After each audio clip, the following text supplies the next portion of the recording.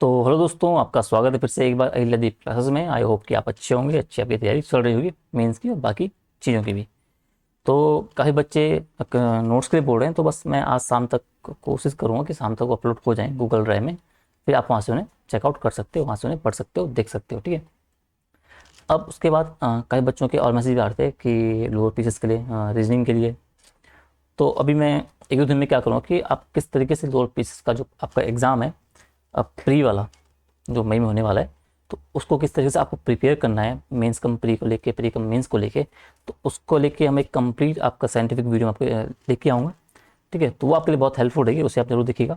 उसके अलावा जो बाकी चीज़ें आपकी हैं, जो बाकी कमेंट्स वगैरह आ रहे हैं, चाहे वो रीजनिंग को लेके हो, चाहे बाकी आपका वो जीएस का इकोनॉमिक्स वाला पार्ट हो, करंट अफेयर वाला पार्ट हो, तो उसके लिए आप चिंता करने की आपको ज़रूरत नहीं है। करंट अफेयर आपको पूरा मैं करवा दूंगा मेंस का। और जीएस के भी मैंने आपको सेगमेंट कहा है, जीएस के 3 पेपर आपके जो हैं अपर पीसीएस के, उनके मैं अच्छे आपकी पकड़ करवा दूंगा कि वो किस तरीके से आपको तैयार करने हैं, ठीक है। हिंदी वाला आपका हमारा सेगमेंट हो ही गया था। आज हम हिंदी का आपका जो ये ऐसे देखने वाले हैं, तो 2-3 क्लास में ऐसे के देखेंगे। उसके बाद हम ये करेंगे कि एथिक्स शुरू करने से पहले हम जो बच्चे को थोड़ा डाउट जीएस में आ रहा है, तो हम जीएस की सीरीज भी साथ साथ शुरू कर देंगे। तो हम करेंगे ऐसा कि एक दो दिन, जैसे 2 दिन जीएस का क्लास देख ली, तो एक दिन हम एथिक्स का देख लेंगे, क्योंकि एथिक्स की 14-15 क्लास है, तो आपका हो जाएगा। अगर मैं कंटिन्यू दूंगा तो 14-15 दिन में हो जाएगा। अगर मैं गैप करके दूंगा कि एक दिन जीएस, एक दिन एथिक्स, एक दिन जीएस, एक दिन एथिक्स, तो उसमें थोड़ा सा टाइम लग जाएगा, ठीक है। तो यही करेंगे, एक दिन जीएस, एक दिन एथिक्स करके हम इस तरीके से आपका जीएस और एथिक्स का जो पोर्शन है वो भी आपका खत्म कर देंगे। और उत्तराखंड आपका साइड बाय साइड चल रहा है, जिससे मेरी कोशिश है निपटाने की आपकी 10 तक। मैं सोचता है कि 10 नवंबर तक आपका हो जाए 50 से पहले क्लास में। उसके बाद जो आपका रिमेनिंग टाइम आपका बचेगा, फिर उसे फिर हम बाकी जो आपके जीएस के पोर्शन होगा उसे देखेंगे। और जो आपके उसके सब टॉपिक हैं, जो आपके सिलेबस में जो आपके जो सब्जेक्ट्स हैं उन्हें देखेंगे। आंसर राइटिंग का हो गया, आपका फ्रेमिंग वगैरह हो गया, बाकी जो आपके डाउट्स होंगे उसमें कंप्लीट हम आपका लेके चलेंगे, ठीक है। तो वो आगे की बात है। फिलहाल अभी हम जो चार्ज का देखने वाले हैं वो आपका है उत्तराखंड का इतिहास, सॉरी उत्तराखंड का जो पेपर फर्स्ट है आपका, वो देखने वाले हैं। अब उसमें हमने जो कल तक आपका देखा वो हमने टीरी रियासत को देखा बेसिकली। उसमें हम जो शासन, समाज, अर्थव्यवस्था, धर्म, संस्कृति जो कुछ हो सकती थी वो हमने कवर अप किया। अब आपका पास आता है कि उत्तराखंड राज्य और राष्ट्रीय आंदोलन। अब ये थोड़ा बड़ा टॉपिक है। इसमें क्या है कि हमें राष्ट्रीय आंदोलन सारे देखने पड़ते हैं, 1857 से लेके और 47 तक।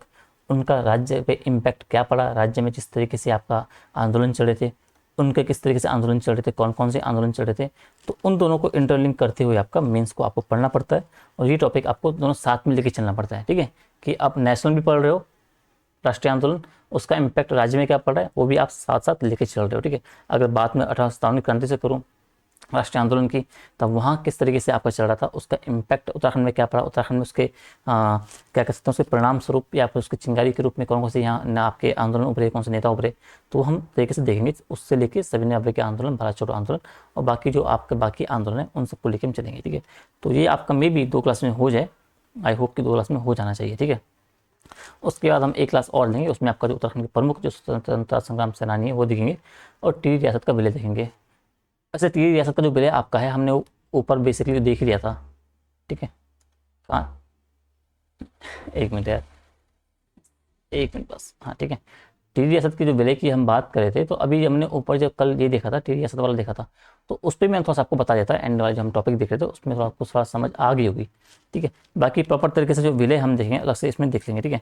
तो अगर इन 2 क्लासेस में आपको जो हम बात करें आपका ये उत्तराखंड का राज्य और जो राष्ट्रीय आंदोलन, इसमें अगर टाइम मिलेगा तो इसको मैं इसी में ऐड कर लूँगा। और फिर हम एक आपका स्पेसिफिक जो आपका डेडिकेटेड क्लास आपकी होगी वो हम देखेंगे उत्तराखंड के जो प्रमुख आपके स्वतंत्रता संग्राम सेनानी, उसको लेके हम देखेंगे, ठीक है। तो इंट्रो काफ़ी हो गया, अब सीधा आपके टॉपिक पे आते हैं, ठीक है। जो उत्तराखंड और राष्ट्रीय आंदोलन को लेके, अब जब राष्ट्रीय आंदोलन की बात आएगी, ठीक है, राष्ट्रीय आंदोलन की जब बात आएगा 1857 से लेके, सवाल जो मेंस के बनेंगे आपको सीधा वहीं से आपके बनते हैं, ठीक है। उत्तराखंड में ब्रिटिश शासन हम देख चुके थे, ठीक है। अब सीधा आपका जो कंसर्न है हमारा सीधा यहाँ से, कि 1857 का जो विद्रोह आपका उत्तराखंड में मतलब जो हुआ था, वो विद्रोह और उत्तराखंड दोनों को साथ में लेके हमें चलना है, ठीक है। तो थोड़ा सा पेन में सेलेक्ट करूँ आपके लिए, आज कौन सा देखें, ये भी एक समस्या ये है कि पेन कौन सा यूज करूँ कौन सा ये कर लेते हैं, ठीक है। तो इसमें जब देखोगे आप कि 1857 का विद्रोह, ठीक है, और उत्तराखंड, ये दो आपकी चीज़ें हैं। तो ये आप नेशनल उसमें पढ़ते ही हो कि आपको पता है किस तरीके से वो आंदोलन शुरू होता है, जो या आपकी क्रांति किस तरीके से शुरू होती है, चाहे चरबी वाले कारतूस हो, चाहे मंगल पांडे हो, उन्हें फांसी देना, चाहे दिल्ली के उसमें बाकी सब चीज़ें आप जो देखते हो आपका विद्रोह में इसमें आ जाता है। ठीक है, धार्मिक कारण क्या थे, सामाजिक कारण क्या थे, राजनीतिक कारण क्या था, तात्कालिक कारण क्या था, दीर्घकालिक कारण क्या थे, किसने क्या कहा, वो सब आपका नेशनल का जीएस का कंसर्न है। उत्तराखंड के पर्सपेक्टिव में आप क्या देखोगे कि इसमें आपका जो पर्सपेक्टिव बनता है वो ये बनता है कि 1857 का जो विद्रोह था वो उत्तराखंड में क्या था। अब इसमें दो डायमेंशन आते हैं आपके, एक तो यह है कि भाई इसमें या तो उत्तराखंड में अप्रभावी रहेगा या वो आपका प्रभावी रहेगा। ठीक है, तो अगर अप्रभावी रहा तो क्यों रहा, उसके कारण क्या है, और फिर अगर प्रभावी रहा तो उसमें आपका प्रभावी किस तरीके से रहा। 18, अब उसमें भी दो तीन टाइप्स आपको देखने को मिलेंगे कि भाई 1857 की क्रांति में उत्तराखंड में क्या प्रभाव पड़ा, या फिर 1857 की क्रांति में उत्तराखंड में महत्व क्या है उसका, या फिर उत्तराखंड की भूमिका क्या है। तो सवाल किसी तरीके से घुमा के पूछे, मेन जो आत्मा उसकी होगी, जो मेन जो आपका कोर उसका जो होगा आंसर का वो आपका एक ही रहेगा। उसको थोड़ा सा आपको लैंग्वेज बदल देनी है टॉपिक सवाल के डिमांड के अनुसार। तो पहले अगर सवाल आएगा कि भाई उत्तराखंड में 1857 का जो आपका आंदोलन जो क्रांति होती है, जो विद्रोह होता है, उसका अप्रभावी होने का कारण क्या है, तो ये उसके कुछ 5 इंपॉर्टेंट कारण हैं। एक तो पहला आपको देखने को मिलता है आपका शिक्षा और संचार का अभाव। दूसरा हम देखते हैं आपका राष्ट्रीयता का अभाव।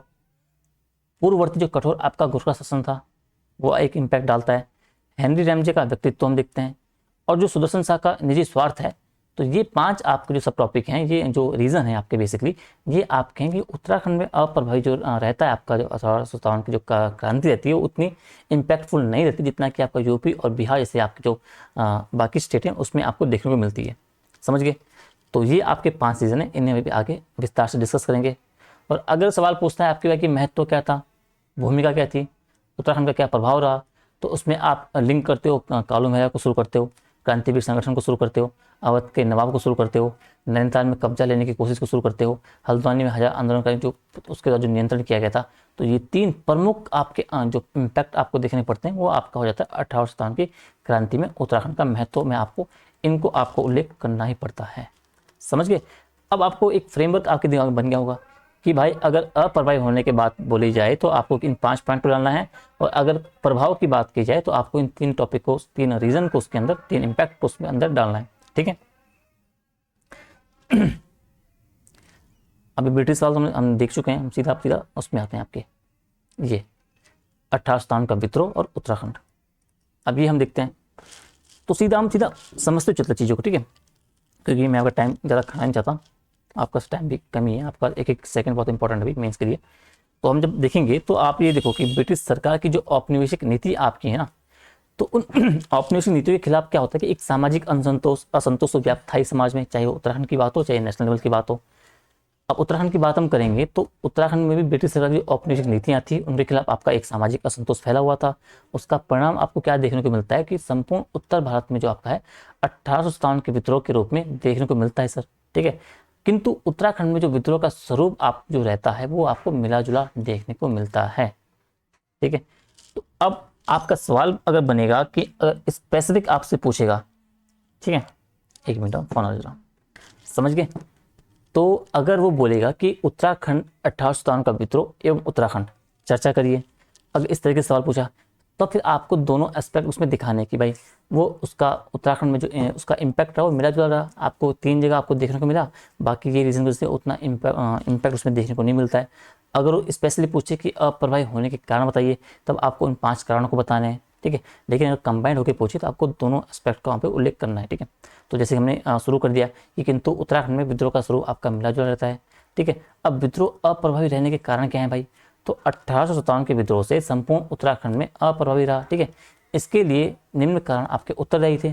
पहला आप देखोगे शिक्षा एवं संचार का अभाव, ये बहुत इंपॉर्टेंट है। अब उत्तराखंड का जो पर्वतीय भूभाग था वो उसमें आज जब देखते हो तो पठन पाठन जो सामग्री था उस टाइम पे उसका अभाव आपको देखने को मिलता है। ठीक है, यहाँ शिक्षा का अभाव था उस टाइम पे, शिक्षा के अभाव के कारण जो जनता थी वो अपने अधिकारों के प्रति जागरूक नहीं थी। और 1857 का जब परिणाम हुआ तो उनके परिणामों को समझने के लिए कि भाई 1857 की क्रांति है, अगर वो सफल हो जाती है उसके क्या परिणाम निकलेंगे, तो उन परिणाम के अच्छे होंगे उनके बुरे होंगे, उन परिणामों को समझने के लिए क्या है वो उतने सक्षम नहीं थे। ठीक है, अब क्योंकि जागरूक नहीं थे, अब इसीलिए जो विद्रोहों से क्या किया वो अलग थलग पड़े रहे। साथ ही साथ इस जो भौगोलिक आपकी विषम परिस्थितियां थी वो क्षेत्र में आपका जो संचार साधन थे समझ लो ना। तो उन संचार साधनों को क्या था, आपको उत्तराखंड में अभाव देखने को मिलता है।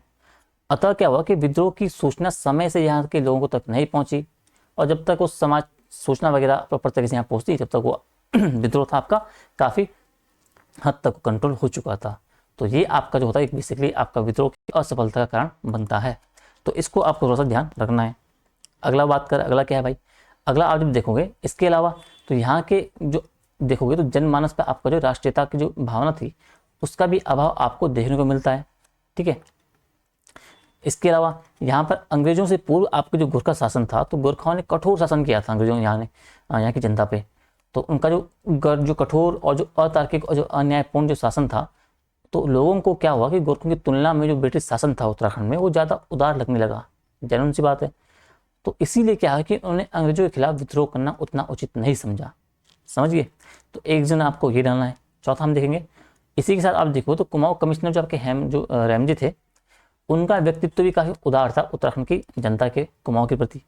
तो स्थानीय लोगों से मिलते थे, उनकी भाषा में बात करते थे, भोजन करते थे साथ में, जिस कारण उनका जो लगाव था, उनकी लोकप्रियता थी वो बहुत बढ़ी हुई थी स्थानीय क्षेत्रों में, स्थानीय लोगों में।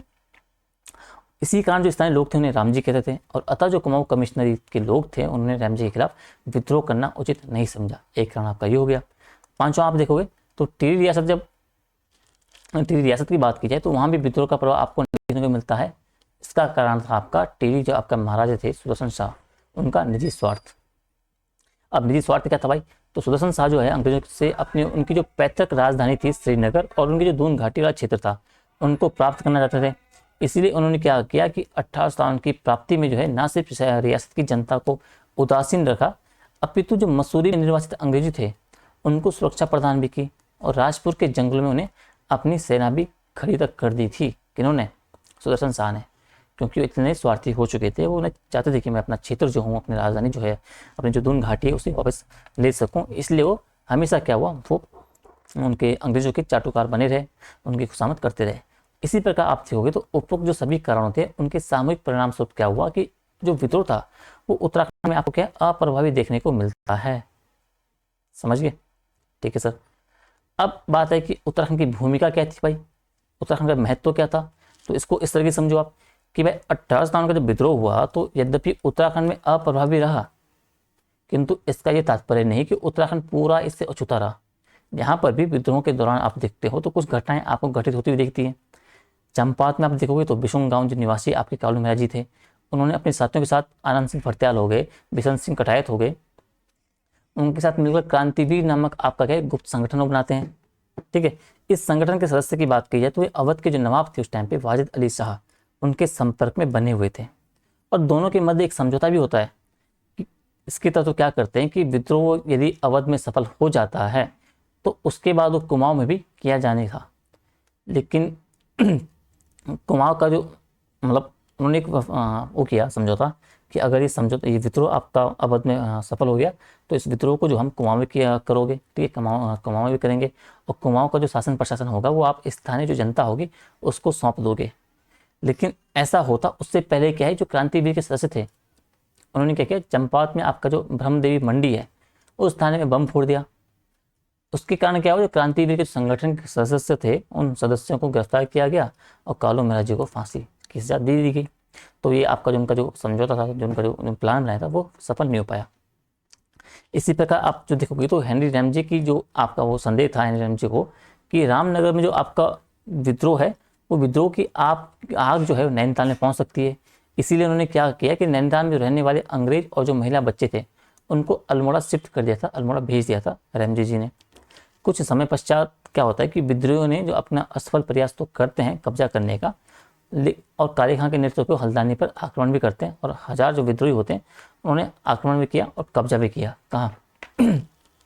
आपके हल्द्वानी पे। ठीक है, लेकिन वो एक असफल आपका प्रयास बन के रह जाता है। ठीक है, तो जब आप बात आएगी कि भाई प्रभाव क्या पड़ा, प्रभाव में आपको इन 2-3 चीज़ों का आपको उल्लेख कर देना है 1857 क्रांति के विद्रोह में उत्तराखंड की भूमिका के संदर्भ में। अगर मिला जुला रूप पूछे कि तो आपको दोनों चीज़ों का उल्लेख कर देना है। ठीक है, उसके अप्रभावी और प्रभावी। तो जो हम साथ में पढ़ रहे तो इसी में आपका जो है कुमाऊं परिषद का इंपॉर्टेंस रोल आपका यहाँ पे बन जाता है। उसका गठन भी इसी दरमियान आपका हो रहा है, राष्ट्रीय आंदोलन के दरमियान आपके उत्तराखंड में हो रहा है। तो अब जो कुमाऊं परिषद को हम इसी साथ में आपको देख लेते हैं। ठीक है, तो 1916 की बात की जाए तो 1916 में आपका क्या होता है कि जो कुमाऊं परिषद आपका उसका गठन हो जाता है। और ये उत्तराखंड का एक प्रमुख क्या होता है, एक सामाजिक राजनीतिक संगठन था। इसने क्या किया, जो स्थानीय जनता थी उनकी समस्याओं के निराकरण में महत्वपूर्ण भूमिका निभाई। ठीक है सर। इस संगठन की स्थापना का जो उद्देश्य थे तो प्रमुख उत्तराखंड में आपका जो व्याप्त जंगलात कानून थे और जो बेगा प्रथा थी तो उनका उन्मूलन करना ही इनका जो क्या था प्रमुख जो उद्देश्य बन के रखा था, इन्होंने बनाया था। इसी वजह से इनका गठन हुआ था।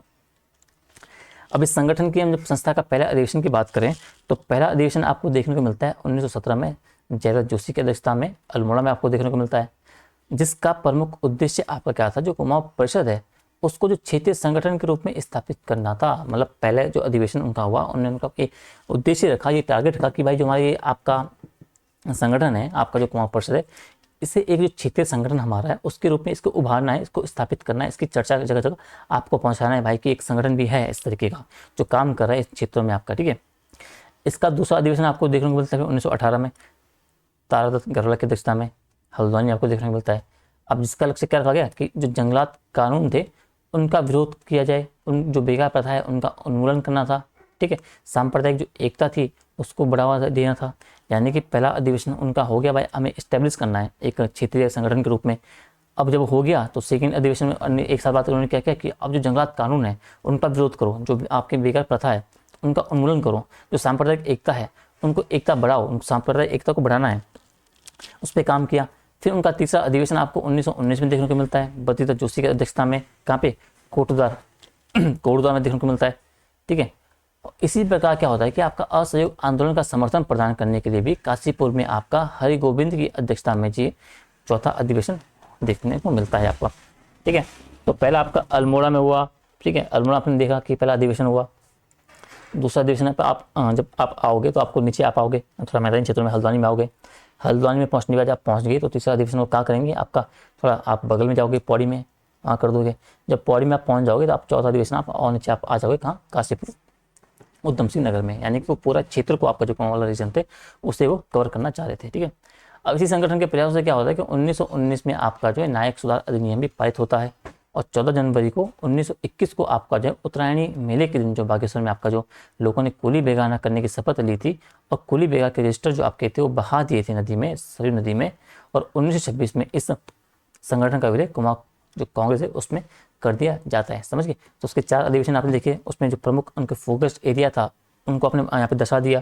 उसके बाद जो उनके परिणाम स्वरूप जो नायक सुधार अधिवेशन आता है उसका आपने उल्लेख कर दिया। उन्हीं का इम्पैक्ट कहाँ रहता है, आपका जो कुली बेगा आंदोलन की शपथ आपकी होती है आपका जो बागेश्वर में होता है जहाँ रजिस्टर बहा देते हैं, एक उसका जो रिजल्ट आप इसमें दिखा सकते हो। और अगला आपसे एंड में दिखा दोगे 1926 में क्या हो जाता है, इसका जो संगठन आपका जो विलय आपका है कुमाऊं कांग्रेस में आपको देखने को मिलता है। तो आपका जो कुमाऊं परिषद को लेके आपको ये सब थोड़ा सा पता होना चाहिए इनके बारे में। ठीक है। कुमाऊं परिषद को लेकर अगर सवाल बनता है तो इस तरीके से आपका बनता है। अब अगला टॉपिक इसमें आपका आता है उत्तराखंड में बेघर आंदोलन, कि बेघर आंदोलन क्या था इसको भी हम समझ लेते हैं। तो जब ये बात कर रहा है कि जब संपूर्ण देश में आपका असहयोग आंदोलन चल रहा था तब उस समय आप जो है उत्तराखंड में बेकार आंदोलन चलाया जा रहा था। अब नेशनल लेवल पे आपका चल रहा है असहयोग आंदोलन। ठीक है। राज्य स्टेट लेवल पे आपका चल रहा है बेकार आंदोलन। तो ये दोनों आंदोलन आपके जो है समानांतर रूप से आपके चल रहे थे। अब जब बेगार प्रथा की शुरुआत की हम बात करें तो ये आपको जो बेगार प्रथा देखने को मिलती है शुरुआत में आपको चंदों के समय देखने को मिलती है। उस टाइम पे जो चंद शासक थे उनके द्वारा क्या किया गया, माल गुजारों से घोड़ालो नामक एक कर लेना प्रारंभ कर दिया गया था। ठीक है। अब गोरखा काल में क्या होता है कि ये प्रथा अपने और जटिल रूप में आ जाती है सामने। उसके बाद अंग्रेज आते हैं।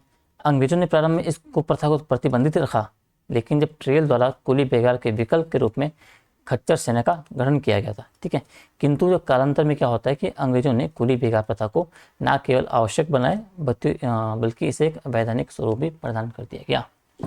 तो ये इसका कुछ विकास क्रम आपको देखने को मिलता है कि भाई चंदों के समय आपको देखने को मिलता है माल गुजारों से घोड़ालो नामक कर के रूप में वही जो आपकी स्थिति रहती है वही आपका जो एक ये आपका रहता है, ये विकल्प आपका आगे आ जाता है और जो गोरखों के टाइम पे ये आपका एक कठोर और जटिल रूप आपका सामना मतलब पेश आ जाता है, मतलब उसमें कन्वर्ट हो जाता है। अब फिर ब्रिटिश आएंगे। ब्रिटिश प्रारंभ में इससे आपका प्रतिबंधित करेंगे, लेकिन मतलब जैसे ट्रेल जी थे उन्होंने कुली बेगार के रूप में मतलब जो खच्चर सेना का गठन किया था उसी का ऑप्शन था विकल्प के रूप में। लेकिन धीरे धीरे क्या करते हैं कालांतर में अंग्रेज इसे आवश्यक बना देते हैं और साथ ही इसे एक वैधानिक जो आपका स्वरूप है वो प्रदान कर देते हैं। तो आपको बैकग्राउंड, आपको इतना ही बैकग्राउंड आपको याद रखना है, मेंस के लिए इतना ही सफिशिएंट है। आपको पूरी पीएचडी नहीं करनी है, आपको एक जनरल सा एक नॉलेज आपको होना चाहिए इस टॉपिक के लिए, ठीक है। अब कितने प्रकार का आपका स्वरूप आपको देखने को मिलते हैं ये बेगार का। तो पहला आपको देखने को मिलता है कुली उतार। इसके तहत क्या आपके अंग्रेजों का जो सामान था वो उतारा या चटाया जाता था, कुली बेगार दूसरा आपको देखने को मिलता है। इसके तहत जो अंग्रेज थे, ठीक है, और उनके सामान को जो है एक स्थान से दूसरे स्थान तक ढुआया जाता था और रजिस्टर तैयार किए जाते थे। तीसरा कुली बर्दाश्त। इसके अंतर्गत क्या था, इसके अंतर्गत अंग्रेजों को आपके दैनिक उपभोग की वस्तुएं वो दी जाती थी, उनके खाने पीने की व्यवस्था क्या की जाती थी। तो कुली आपको ये तीन आपकी जो आपकी स्वरूप आपको देखने को मिलते हैं, उतार हो, बेगार हो या बर्दाश्त हो। उपरोक्त तीनों कथनों प्रथाओं की बात की जाए तो उनमें से आपका कुली बेगार जो था वो अधिक प्रचलित आपका होता है, ठीक है। और इसी को प्रथा के खिलाफ आप जब देखते हो तो बलिदत्त पांडे के नेतृत्व में आपका एक जन आंदोलन आपको चलाया जाता है और इसी आंदोलन की सफलता के पश्चात क्या होता है आपका जो बलिदत्त पांडे आप जी हैं, ठीक है, तो बलिदत्त पांडे जी आपका है वो कुर्मांचल केसरी के नाम से प्रसिद्ध होते हैं और महात्मा गांधी जो है इस आंदोलन को आपका रक्तहीन क्रांति के भी कहते हैं। तो ये आपकी इंपॉर्टेंट चीज़ें हैं जो आपको कुली बेगार आंदोलन के बारे में पता होना चाहिए। अब जनरल सा आपका सवाल सीधा अगर बनेगा तो सीधा कुली बेगार पे बनेगा और कुली बेगार पे यही आपका जो कंटेंट है यही आपके आंसर को एक अच्छा आंसर बनाएगा। बस कंटेंट यही आएगा, अब आपको अपनी लैंग्वेज में से वहाँ पे जाके पेश करना है, ठीक है।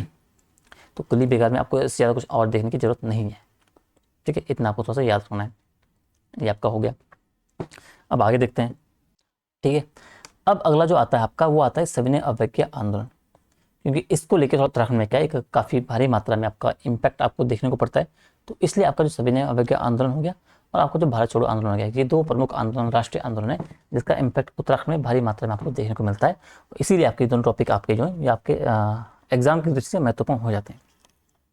तो जब बात हम करें कि सविनय अवज्ञा आंदोलन में उत्तराखंड की भूमिका क्या थी भाई, तो इसको हम देखेंगे दो स्तर पे आपका देखेंगे भूमिका को ना, कि जो उत्तराखंड में जो भूमिका आपको सविनय अवज्ञा में निभाते हैं, तो एक भूमिका वो निभाते हैं आपके स्थानीय स्तर पे और एक वो भूमिका आपका निभाते हैं राष्ट्रीय स्तर पे। तो राष्ट्रीय स्तर पे क्या इम्पैक्ट उसका पड़ता है, मतलब जो सविनय अवज्ञा आंदोलन है जो राष्ट्रीय स्तर का आपका आंदोलन है इसका क्या इम्पैक्ट पड़ा उत्तराखंड पे। और अगला जिसकी भूमिका जो है स्थानीय स्तर पर किस तरीके से आपको देखने को मिलती है। तो इन दो तरीके से आपको इस टॉपिक को थोड़ा देखते हुए आपको चलना है, ठीक है। अगर हम पहला जो आपका है राष्ट्रीय स्तर पर यानी कि जो सविनय अवज्ञा आंदोलन नेशनल लेवल पर चल रहा था उसका नेशनल स्तर पर क्या उत्तराखंड में क्या इम्पैक्ट पड़ता है उसी फॉर्मेट में। अब उसमें एक आपको देखने को मिलता है पेशावर कांड, एक आपको मिलता है नैनीताल में नमक सत्याग्रह, इसके अलावा अल्मोड़ा जो आपका जहरी खाल में आपका जो झंडा सत्याग्रह आपको देखने को मिलता है इसी का परिणाम स्वरूप। जो बागेश्वर में आपका महिला सम्मेलन होता है वो इसका परिणाम स्वरूप होता है। ढेकाट आश्रम हो गया, चनौदा आश्रम हो गया, ये सब क्या है, ये आपके हैं राष्ट्रीय स्तर के प्रभाव। अब स्थानीय स्तर पे इनका क्या इम्पैक्ट पड़ रहा था, स्थानीय स्तर पे जो सविनय अवज्ञा आंदोलन किस तरह से चल रहा था वो आपका हो सकता है वन आंदोलन के रूप में और तिलाड़ी कांड जो आपका होता है 23 मई 1930 के रूप में। तो इन दो जो आपके टॉपिक हैं, अब वन आंदोलन में आपको राखी गढ़ी से मतलब राखी गढ़ी सॉरी जितने आपके वन आंदोलन है वो सब आपके आ जाएंगे स्थानीय स्तर पे सविनय अवज्ञा आंदोलन के अधीन और जो तिलाड़ी कांड आपका आ जाएगा वो भी आ जाएगा इसी के अधीन। तो अब हम जब देखेंगे कि जो आपका सविनय अवज्ञा आंदोलन है वो राष्ट्रीय स्तर पर किस तरीके से इम्पैक्ट डालता है तो उसमें हमें इन 6 टॉपिक्स को 6 बिंदुओं को चर्चा करनी पड़ती है और फिर आप समझ जाओगे कि जो राष्ट्रीय स्तर पर आपको जो सविनय अवज्ञा आंदोलन हुआ था उसका इम्पैक्ट क्या पड़ता है, ठीक है, उत्तराखंड में। अब हम सीधा उसको शुरू करते हैं। तो ये बोला है कि उत्तराखंड की जो है सविनय अवज्ञा आंदोलन में भूमिका, ठीक है, सीधा ये बोला आपका।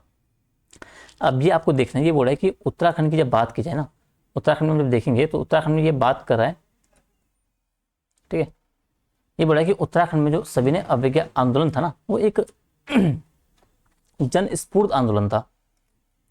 और इस आंदोलन में क्या हुआ कि उत्तराखंड की भूमिका आप देखोगे तो राष्ट्रीय स्तर पर जो राष्ट्रीयता की भावना से प्रेरित थी, जबकि स्थानीय स्तर पर ये स्थानीय समस्याओं से प्रेरित था।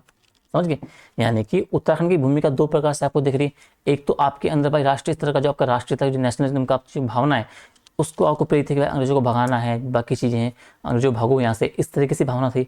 इसी के साथ जो आपके स्थानीय स्तर की जो समस्याएं थी, जो चुनौतियाँ थी, उनको भी इसी के साथ आपका इंटरलिंक किया गया था। और जो आपकी चाहे वन आंदोलन की समस्या हो, जो आपके वन अधिकार की समस्या हो, जो आपकी वो चुनौतियाँ बनी हुई थी, उनको भी इसी से आपको प्रेरित किया गया था।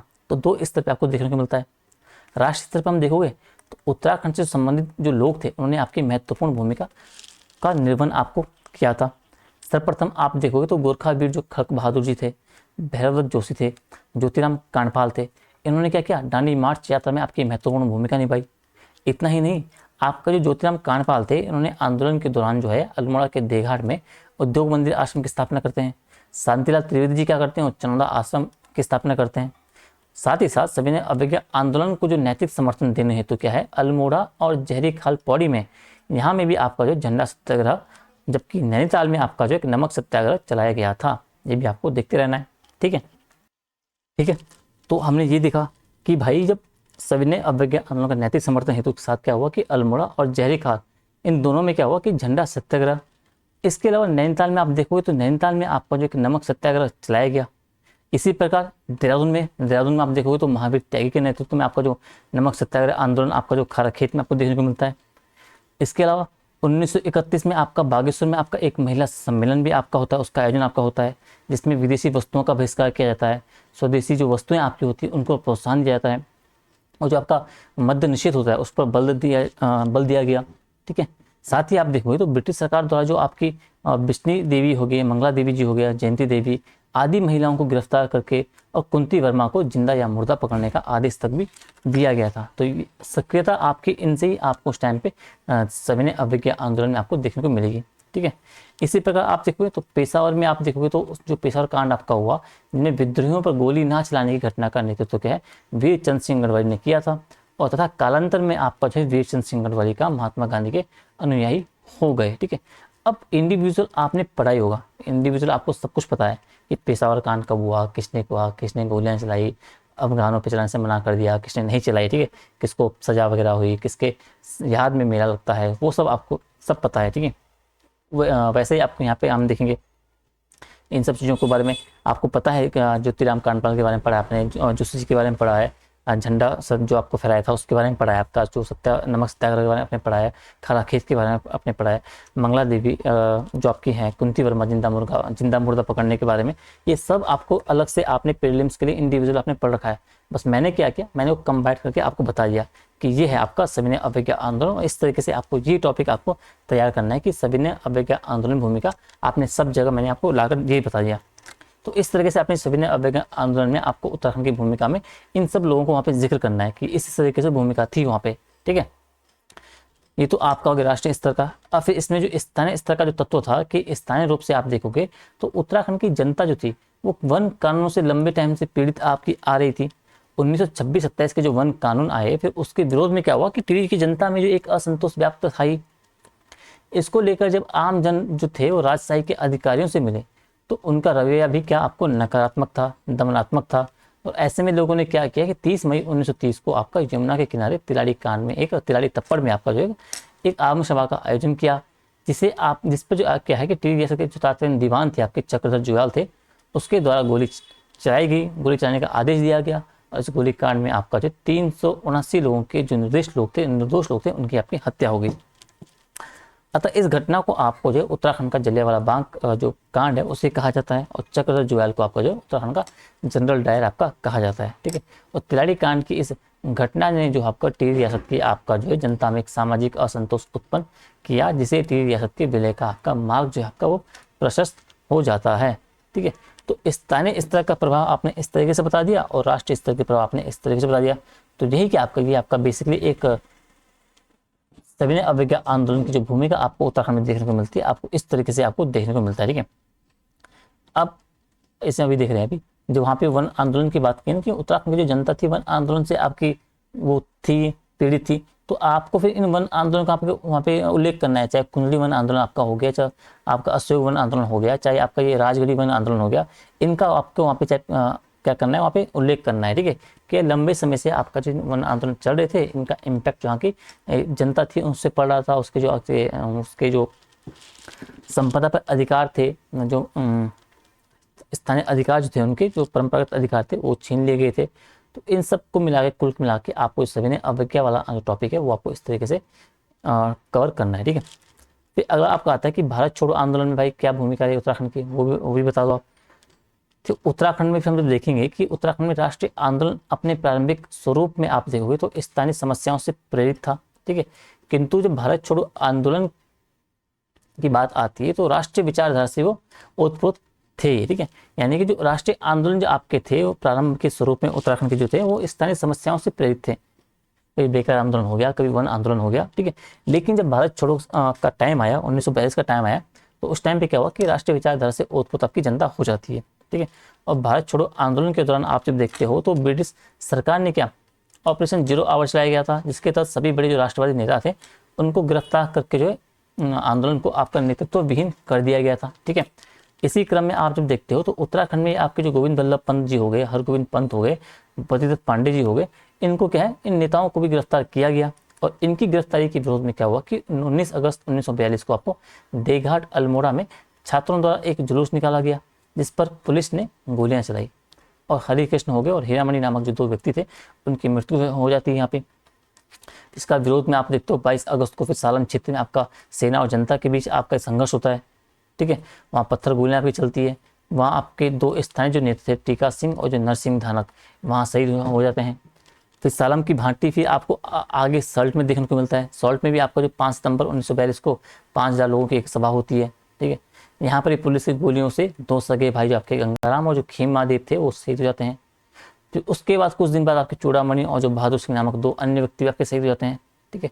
और स्वतंत्रता आंदोलन की जो आपकी सल्ट की इसी भूमिका में आपका जो है कर्नल गांधी जी ने इसे क्या कहा था, कुमाऊं का बारदोली कहा था। तो वैसे ही आपका जो योगदान था आपका जो गढ़वाल का गुजरू क्षेत्र आपको मिलता है, वहाँ भी इस तरीके से आपका हो रहता है, और तो इसलिए उससे यहाँ के आपका गढ़वाल का आपका बारदोली कहा जाता है, ठीक है। तो उसको आप यहाँ पे लिंक कर सकते हो, ऐड कर सकते हो, ठीक है। ये हो गया इसका आगे, ठीक है। इसी प्रकार आप वो 1 सितंबर 1942 में छमार सिंह नेगी ने अपने साथियों के साथ लैंसडाउन छावनी पर आक्रमण किया, और इसी प्रकार चमोली में नारायण सिंह नामक आंदोलनकारी नेताओं द्वारा वन विभाग के जो आश्रम गृह थे उसमें आग लगा दी। तो इस प्रकार आप देखोगे तो भारत छोड़ो आंदोलन में जो आपका थे उत्तराखंड की जनता में भी जो है राष्ट्रीयता की भावना का जो प्रचार है उसका प्रसार हुआ था, और लोग अपने अधिकारों के प्रति जागरूक हुए थे। इससे पृथक राज्य आंदोलन की भूमि भी तैयार आपकी हो जाती है। तो इस चीज़ को आपको थोड़ा सा जानते रहना है। जब राष्ट्रीय आंदोलन की बात आती है तो उसमें आपको इन बातों का उल्लेख करना है, इन आंदोलन को आपको देखते रहना है, चाहे 1857 की बात हो, चाहे सविनय अवज्ञा की बात हो, चाहे भारत छोड़ो आंदोलन की बात हो, उसके इंटरलिंक उसके समानांतर उत्तराखंड में जो चल रहे थे आपका, चाहे बेगार आंदोलन हो, चाहे वन आंदोलन हो, उनको भी आपको थोड़ा जिक्र करते हुए देखते हुए चलना है, ठीक है।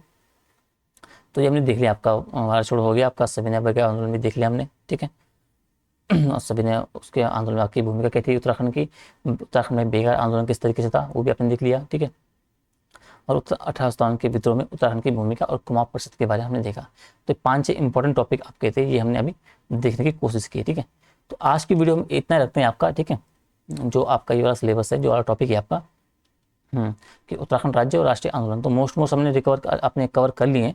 अगर कुछ छुटपुट आपके और रहते हैं, मैं आप ही नेक्स्ट वीडियो जो लाऊंगा उसमें बाकी चीज़ें आपका राष्ट्रीय आंदोलन और जो उत्तराखंड राज्य वाला जो टॉपिक है ये वाला, इससे कोई अगर टॉपिक रह जा रहा है, कुछ डायमेंशन अगर छूट जा रहा है, तो उसे हम कल की वीडियो में आपका देखेंगे, ठीक है। तो आज की वीडियो के लिए हम इतना रखते हैं आपका, फिर आपको मिलेंगे दिन वाली वीडियो में, ठीक है। तब तक आप वीडियो को लाइक कीजिए, शेयर कीजिए, कमेंट कीजिए, ज़्यादा से ज़्यादा ग्रुप से बच्चों तक आपको वीडियो को शेयर करना है, ताकि ज़्यादा से ज़्यादा बच्चों तक आपको उसका फ़ायदा मिल सके, ठीक है। अगर आपने वीडियो यहाँ से देखा है तो आपका बहुत बहुत धन्यवाद। इसी तरह से अपना सपोर्ट बनाए रखें। जल्दी मिलते हैं आपको दिन वाली वीडियो में, तब तक के लिए tata bye bye, take care.